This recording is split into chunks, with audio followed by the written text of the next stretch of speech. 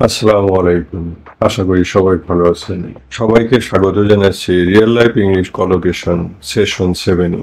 আজকের বিষয় হেড। ইংরেজিতে এই মাথাকে কেন্দ্র করে অসংখ্য বাক্য আছে, অসংখ্য প্রকাশভঙ্গি আছে। তার কিছু অংশ নিয়ে আজকে আমরা আলোচনা করব। আসুন কথা না বাড়িয়ে শুরু করা যাক। Nod your head. Nod your head অর্থ হচ্ছে সম্মতি প্রকাশের জন্য মাথা উপর নিচ করা। তুমি কি গর্ভবতী? সে তার মাথা নাড়িয়েছিল, সম্মতি প্রকাশ করেছিল। Are you pregnant? She nodded her head. যদি তুমি অসম্মত হও তাহলে তোমার মাথা নাড়িও না। Don't nod your head if you disagree. Raise public lift your head. এর অর্থ কোনো কাজ থেকে মাথা উত্তোলন করা। সে কাজ থেকে তার মাথা উত্তোলন করেছিল। She raised her head from her work. সে গর্বিতভাবে তার মাথা উত্তোলন করেছিল।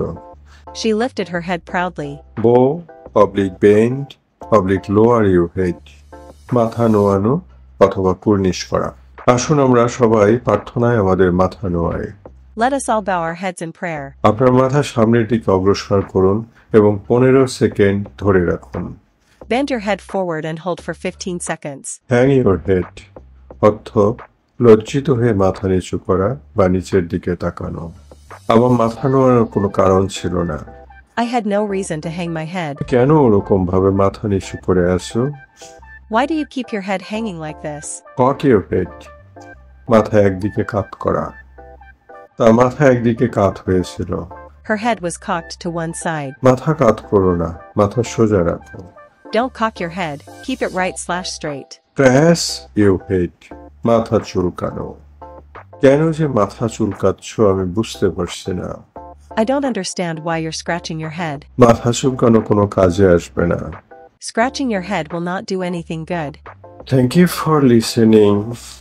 Hope we will do it more. We'll meet again in another session. Till then, we are going to end. Thank you again. And for reading more, please look for collocation book too. Keep learning, continue, and always stay with us. Thank you.